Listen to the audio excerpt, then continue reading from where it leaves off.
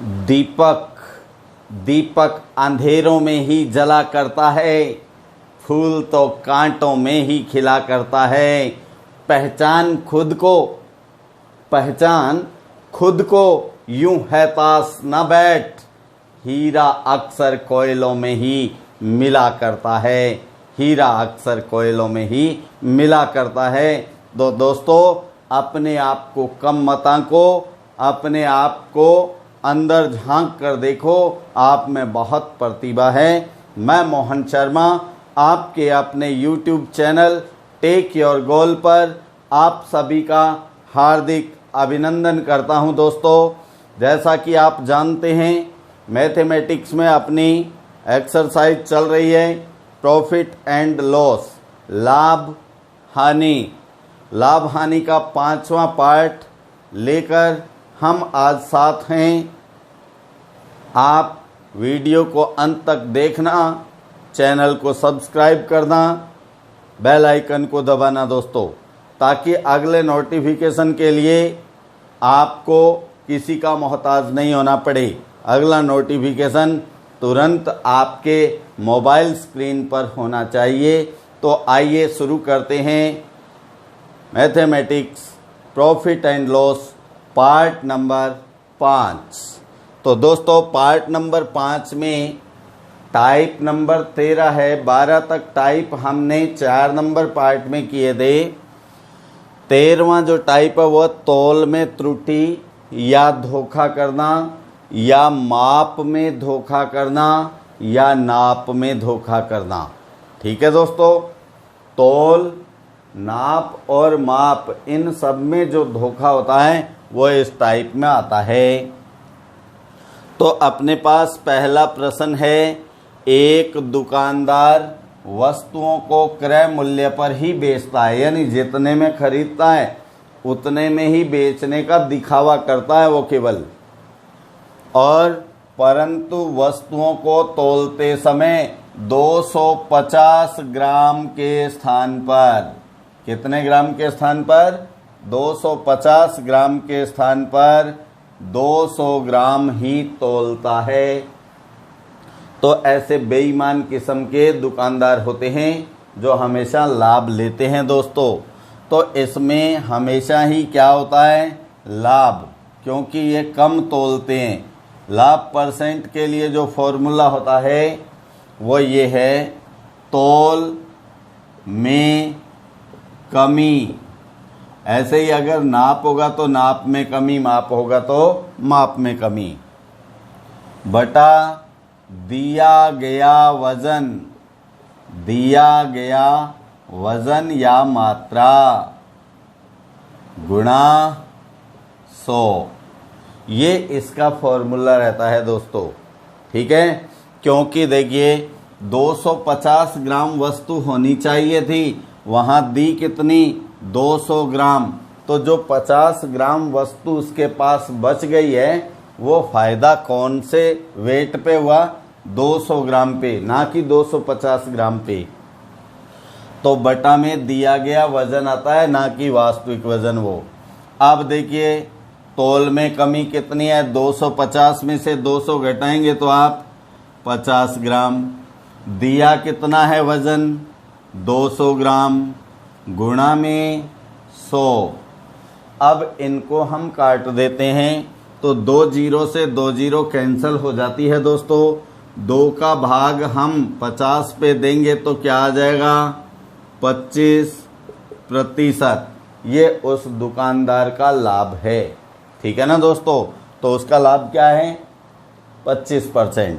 ध्यान रखना, जो लाभ होता है वो दिए गए वजन पर होता है, ना कि दिखाए गए वजन पर। ठीक है।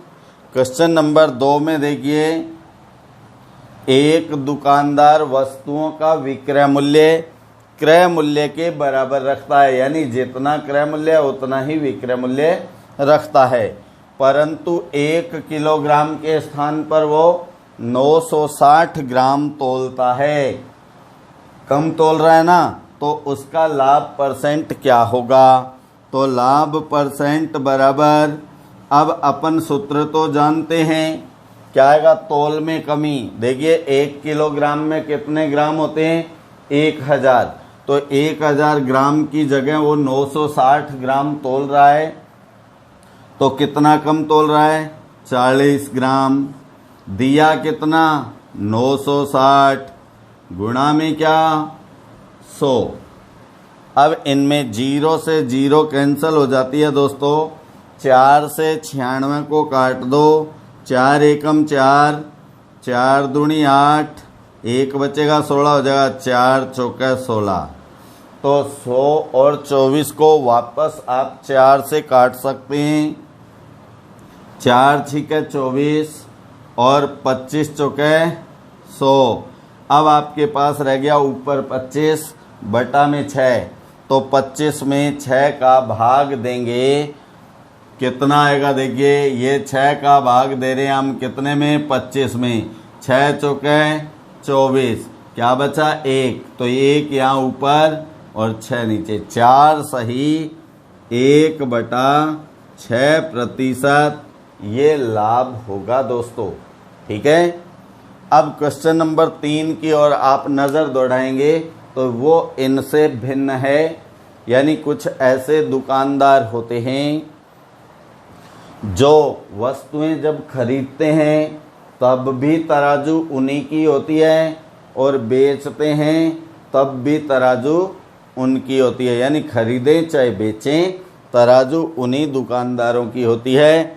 तो यहाँ प्रश्न को देखिए, एक फेरी वाला क्या होता है, जो अपने बाइक पर मोपेड पर सामान लाद कर गाँव में बेच के आता है। ऐसे दुकानदार पहले अनाज के बदले सामान बेचा करते थे। तो ये फेरी वाला वस्तुओं को खरीदते समय 10% धोखा करता है। कितना धोखा करता है दोस्तों, 10%। ओके। और बेचते समय भी कितना, 10% धोखा करता है। तो उसका लाभ प्रतिशत कितना होगा। तो ये धोखा जो है वो परसेंट में है। वो क्या है, परसेंट में है। तो यहाँ लाभ परसेंट, आपको परसेंटेज में भी बताया था, 2 जगह परसेंट आ जाए तो उनके लिए हम क्या करते हैं, 100 प्लस A, क्योंकि यहाँ तो धोखा ही कर रहा है, लाभ ही ले रहा है। A गुणा 100 प्लस B बटा 100 और माइनस 100। इसको जब आप हल करेंगे तब आपके पास आंसर आ जाएगा। ये A क्या है, जो खरीदते समय धोखा है। B क्या है, जो बेचते समय धोखा है। अब वैल्यू रखिए, दोनों ही 10-10% है तो 100 में 10-10 जुड़ जाएंगे। 110 गुणा 110 बटा में 100 और माइनस क्या हो जाएगा दोस्तों, 100।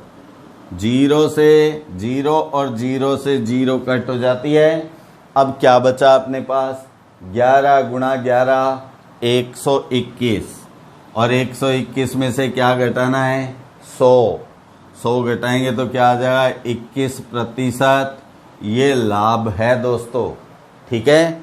इसे हम और तरीके से भी कर सकते हैं, या यहाँ ये होता है लाभ परसेंट बराबर A plus B plus A गुणा B बटा 100। ठीक है। इसमें भी आप वैल्यू रखते हैं तो A का मान 10 है, B का मान 10 है, फिर प्लस A 10 B 10 बटा में 100। ठीक है। ये 0 0 दोनों कट गई। अब आप जोड़िए 10 प्लस 10 20, फिर 1 एकम 1, 20 और 1 21% लाभ हो जाता है दोस्तों। दोनों में से आप किसी भी तरह से कर सकते हैं। अब क्वेश्चन नंबर है अपने पास 4। ये देखिए दुकानदार कैसा है, ये कपड़े का व्यापारी है दोस्तों। कपड़े का व्यापारी जब कपड़ा देता है तो अपने एक मीटर स्केल से कपड़ा नाप कर देता है। वह मीटर स्केल 1 मीटर का यानी 100 सेंटीमीटर का होता है। अब यहाँ क्या कहा जा रहा है, कपड़े का व्यापारी आय भाव ही कपड़ा बेचता है, यानी जिस भाव में लाया है उसी भाव में बेच रहा है। इसका मतलब है क्रय मूल्य और विक्रय मूल्य बराबर है। परंतु मापने के लिए जिस मीटर स्केल को काम में लेता है वह प्रत्येक सिरे से 2 सेंटीमीटर घिसा हुआ है। प्रत्येक सिरे से, तो मीटर स्केल के कितने सिरे होते हैं, 2, दोनों ओर से 2-2 सेंटीमीटर घिसा हुआ है, तो कुल कितना घिसा हुआ है, 4। तो यहाँ लाभ प्रतिशत बराबर कमी क्या हो रही है, जितना वो घिसा हुआ है 2 सेंटीमीटर एक सिरे से, 2 सेंटीमीटर दूसरे सिरे से, 2 और 2 4। अब 4 को आप 100 में से माइनस करेंगे क्योंकि मीटर स्केल 2-2 सेंटीमीटर घिसा हुआ है, तो बाकी कितना माप रह गया, 96। 100 में से 4 घटाएंगे तो 96 गुणा 100, ये उसका लाभ होगा। अब इनको काट सकते हैं आप, 4 एकम 4, 4 दूनी 8, 4 दूनी 8, 1 बचा, फिर 4 चौके 16। अब 100/24 को वापस 4 से काटें तो 25 चौके 100 और 4 छिके 24। अब क्या आ गया, 25/6, तो 6 का भाग 4 बार, 6 चौके 24, बचा 1/6%। ये उस दुकानदार का लाभ है, कपड़े के व्यापारी का लाभ है। आप स्क्रीनशॉट ले लें।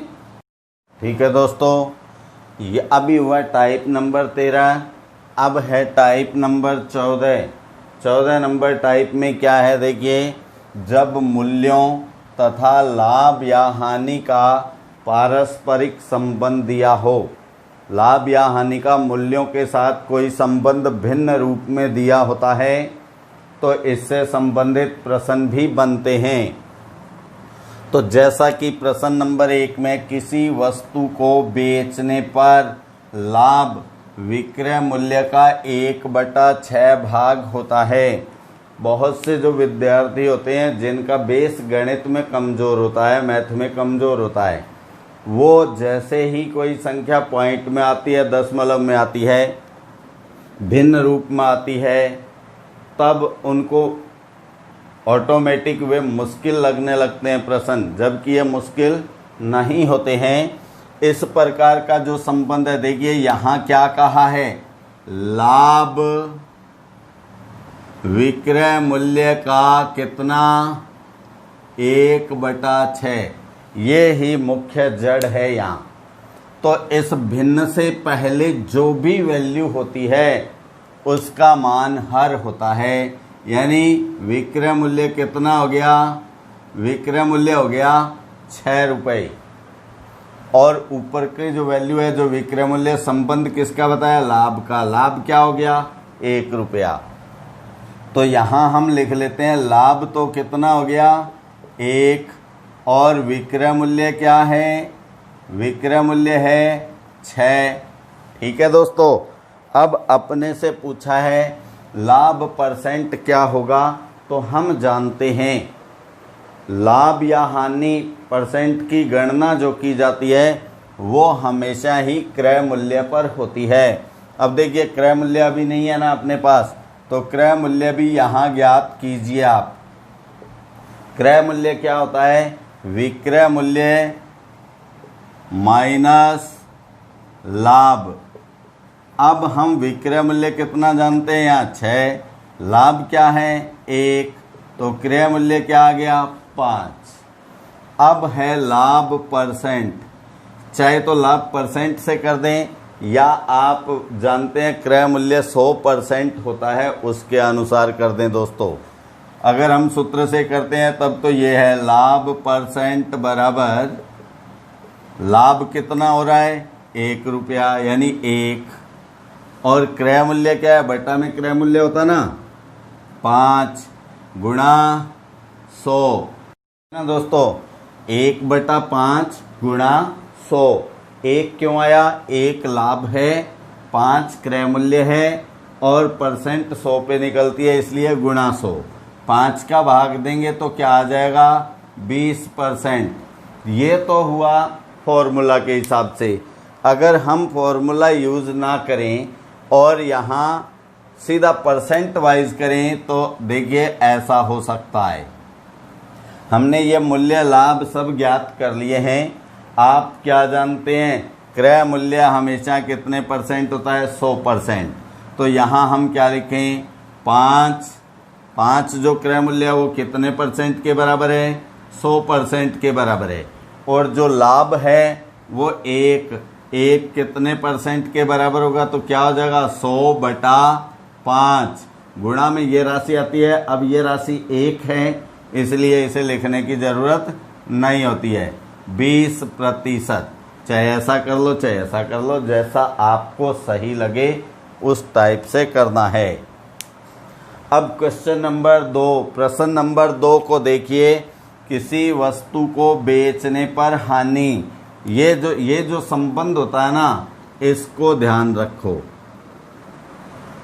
इस संबंध में क्या होता है? भिन्न से पहले जो भी वैल्यू है बताई गई है शब्दों में, उसका मान ये हर होता है।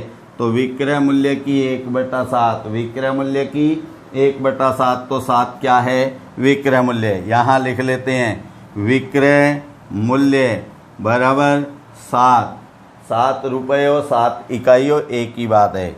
और ऊपर जो है वो क्या होगा? हानि। तो हानि कितनी है? हानि बराबर 1। हानि बराबर 1। हानि परसेंट पूछिए तो कौन सा मूल्य चाहिए दोस्तों? क्रय मूल्य। तो क्रय मूल्य के लिए क्या किया जाए? क्रय मूल्य बराबर विक्रय मूल्य प्लस हानि। विक्रय मूल्य में जब हानि जोड़ते हैं तो क्रय मूल्य हो जाता है। विक्रय मूल्य है 7, हानि है 1, क्रय मूल्य कितना हो गया? 8। अब हम हानि परसेंट, ये भी उन्हीं दोनों प्रकार से कर सकते हैं आप, चाहे सूत्र से चाहे परसेंट से। तो हानि परसेंट बराबर हानि कितनी? 1 बटा क्रय मूल्य कितना? 8 गुणा में क्या? 100। अब इनको काटो 4 से। 4 दूनी 8 और 4 से 100 को काटते हैं तो 25 चौके 100। 25 में 2 का भाग देंगे तो क्या आ जाएगा? 12.5%। अब इसे 12.5 भी आप लिख सकते हैं या 12 सही 1/2 भी लिख सकते हैं। ठीक है ना दोस्तों? इस प्रकार आ जाता है। और परसेंट से करते हैं तो क्या होता है? जो क्रय मूल्य 8 की वैल्यू क्या है? 100%। तो आप 1 की वैल्यू कर देंगे तो 100/8 आ जाएगी। यही राशि आनी है। अब है प्रश्न नंबर 3। प्रश्न नंबर 3 में देखिए कौन सा मूल्य दिया गया है। एक पुस्तक 80 रुपये में बेचने पर विक्रेता को क्या होता है? हानि। अब ये संबंध दिया है, ध्यान देना, ये वाला। तो क्या है ये? लागत क्या होता है? जो रुपए लगे खरीदने में, यानी क्रय मूल्य। तो लागत है ना इस भिन्न से पहले, तो लागत कितनी है? 11। और यह हानि इससे पहले भी हो सकती है और भिन्न के बाद भी हो सकती है। तो हानि कितनी है? 1। यहाँ लिख लो हानि कितनी आई अपने पास इस संबंध के अनुसार? 1। और क्रय मूल्य यानी लागत कितनी है? 11। अब अपने से क्या पूछा है? क्रय मूल्य पूछा है, लेकिन दी कौन सी वैल्यू है? ये देखिए, ये विक्रय मूल्य है। तो पहले इनसे विक्रय मूल्य देखते हैं हम।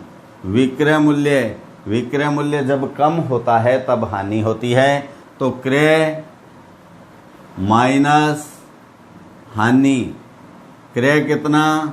11, हानि कितनी? 1। तो विक्रय मूल्य क्या आ गया? 10।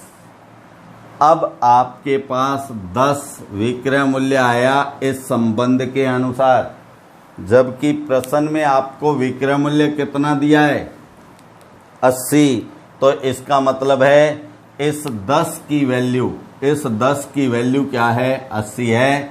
तो 10 की वैल्यू 80। अब अपने को क्रय मूल्य यानी लागत मूल्य ज्ञात करना है। तो क्रय मूल्य कितना है ये रहा 11 की वैल्यू हम निकालेंगे। तो 11 बराबर 80 बटा में 10 गुणा में 11। 0 से 0 कट हो जाती है दोस्तों। अब बटा में तो 1 रह गया, तो 1 का कोई महत्व होता नहीं है। 11 8 है 88 रुपये। ये क्या आ गया क्रय मूल्य, क्योंकि 11 क्या है क्रय मूल्य। तो क्रय मूल्य का मान क्या आ गया 88 रुपये। ठीक है ना दोस्तों। क्वेश्चन नंबर 4 में आप देखें संबंध कहाँ है, ये रहा क्रय मूल्य के 1/5 के बराबर क्या लाभ। तो इस भिन्न से पहले क्या है क्रय मूल्य है। तो क्रय मूल्य की वैल्यू क्या हो गई 5। यहाँ हम लिख लेते हैं क्रय मूल्य बराबर 5। और लाभ कितना हुआ, ऊपर अंश क्या है देखो 1। लाभ कितना हो गया 1। अब अपने से क्या पूछा है क्रय मूल्य, लेकिन दिया कौन सा मूल्य है, ये बेचने पर मतलब विक्रय मूल्य दिया है। तो यहाँ विक्रय मूल्य क्या होता है क्रय प्लस लाभ। तो क्रय कितना है देखिए 5 और लाभ कितना है 1। तो कितना हो गया विक्रय मूल्य 6 की वैल्यू है ये जो विक्रय मूल्य दिया हुआ है। क्योंकि हमने जब हल किया है तो अपने पास इस संबंध के अनुसार विक्रय मूल्य कितना आ रहा है 6 रुपये और यहाँ क्या है 4800 रुपये।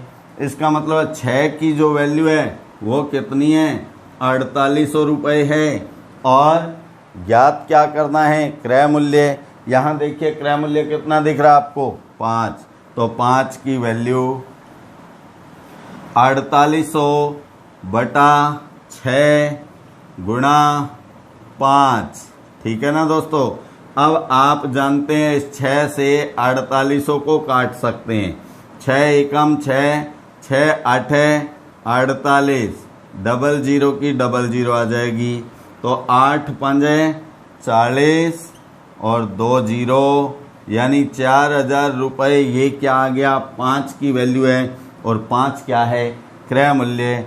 इसलिए यहाँ हम लिख सकते हैं क्रय मूल्य बराबर 4000 रुपये। ठीक है ना दोस्तों, है ना आसान। कंसेप्ट समझ में आता है तो आसान है, आप स्क्रीनशॉट लेंगे। हाँ दोस्तों, अब टाइप नंबर 15, 14 टाइप हो चुके हैं।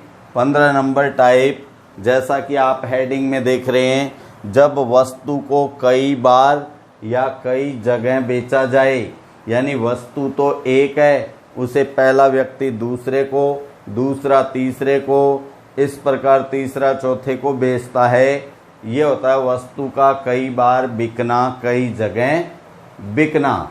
तो इसमें इससे संबंधित प्रश्न होते हैं दोस्तों। तो यहाँ हमेशा ध्यान रखें, ऐसे जब प्रश्न आते हैं तो उसमें या तो पहले व्यक्ति के लिए क्रय मूल्य दिया होगा और या उसके लिए क्रय मूल्य पूछा होगा। जैसे यहाँ पहला व्यक्ति कौन है निर्माता। निर्माता ने किसे बेचा थोक विक्रेता को। थोक विक्रेता ने किसे बेचा ग्राहक को। तो कितने स्टेप हैं 3। और यहाँ मूल्य कौन सा दिया है लागत मूल्य। लागत मूल्य का मतलब होता है प्रारंभिक मूल्य, यानी जो निर्माता के लिए लगा है। तो यहाँ 2 प्रकार के मान होते हैं इसमें। जैसे अंतिम पूछा है ग्राहक ने उस वस्तु कितने रुपए दिए। अंतिम मान का फॉर्मूला जो रहता है वो ये रहता है प्रारंभिक मान का मतलब मूल्य है दोस्तों। प्रारंभिक मान गुणा 100 प्लस माइनस ए बटा 100। यहाँ ए क्या है, पहले व्यक्ति का जो लाभ या हानि परसेंट है वो ए है। प्लस कब होगा, जब लाभ है। हानि कब होगी, जब माइनस हानि होगी तब माइनस। गुणा 100 प्लस माइनस बी बटा 100। बी क्या है, दूसरे व्यक्ति का लाभ। अब देखो कितनी जगह लाभ दिया आपको, 1 और 2। लाभ या हानि जो परसेंट का मामला है वो 2 जगह दिया है, तो 2 बार तक ही आएगा। तो ये अंतिम मान, अंतिम कौन है, ग्राहक ने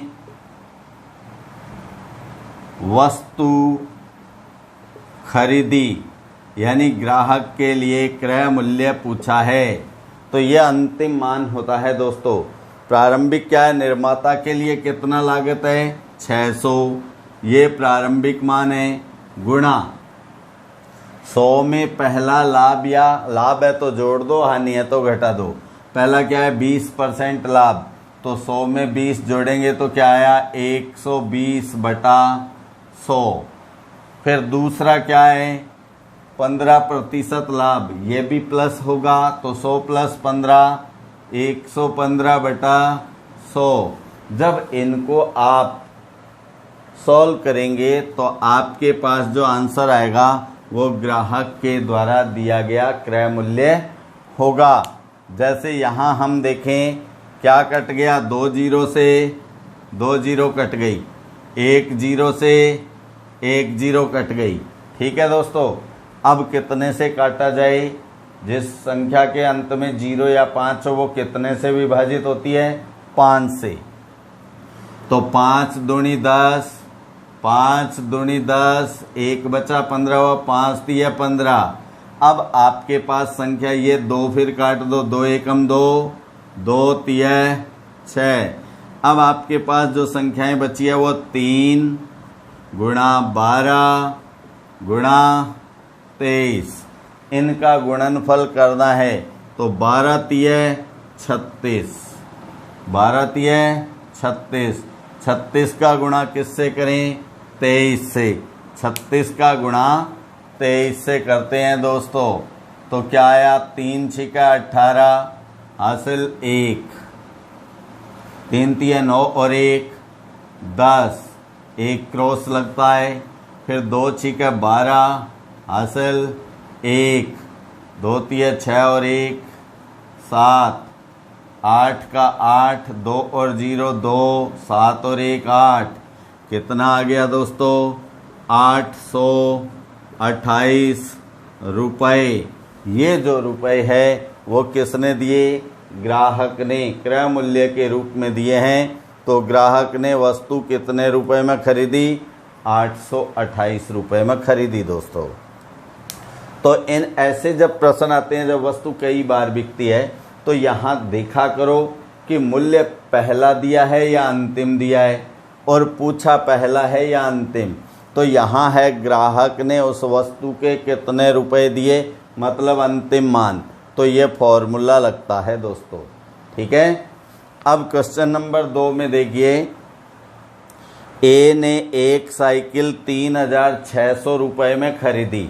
तो ए पहला व्यक्ति है, प्रारंभिक मूल्य दिया हुआ है, और 15% लाभ से बी को बेच दी। तो ए ने 15% लाभ लिया, बी को साइकिल बेच दी।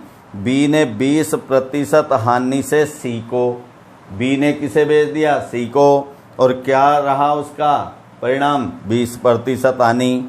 फिर है, और सी ने 25% लाभ से, 25% लाभ से डी को बेच दी। तो यहाँ 4 व्यक्ति हैं, ए बी सी और डी। यहाँ पूछ रहा है बताइए डी ने साइकिल के कितने रुपए दिए, मतलब अंतिम मान है। तब यहाँ हम लिखते हैं डी ने रुपए दिए। यहाँ हल है दोस्तों इसका, सेकंड नंबर क्वेश्चन का। तो ये अंतिम है, तो अंतिम वाला फॉर्मूला लगेगा।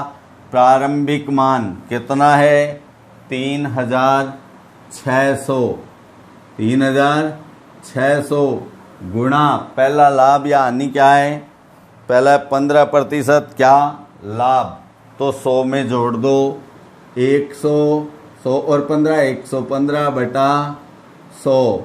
दूसरा क्या है दोस्तों, बी ने 20% हानि से, तो हानि है तो 100 में से 20 घटा दो 80 बटा 100, फिर गुणा सी ने, और सी ने 25% लाभ से डी को बेच दी, तो 25% लाभ है, 100 में 25 जोड़ दो 125 बटा 100। ये जो राशियां होती है ना, चाहे कितनी भी आपको दिख रही हैं, ये कटती बहुत आसानी से हैं।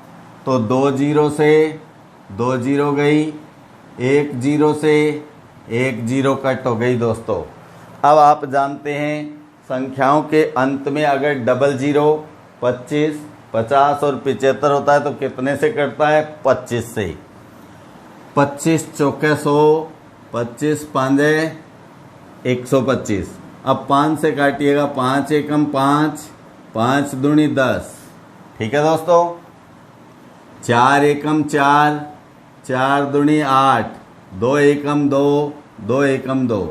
अब देखिए अपने पास जो आंकड़े रह गए वो क्या रह गए, 36 गुणा 115, और कोई संख्या नहीं है ना दोस्तों। अब इनका गुणा करना है तो 115 गुणा 36, ये देखिए 6 5 30, 0 असल 3 यहाँ लिख रहा हूँ, 6 एकम 6 और 3 9, कोई असल नहीं है, 6 एकम 6, एक क्रॉस लगता है, 3 5 15, 15 का 5 असल 1, फिर 3 एकम 3 और 1 4, अब कोई असल नहीं है, 3 एकम 3, इनको जोड़ दो दोस्तों, 0 की 0, 9 और 5 14 असल 1, ये 1 यहाँ लिख लेते हैं, इसको पहले ही जोड़ देना, 1 और 6 7, 7 4 11,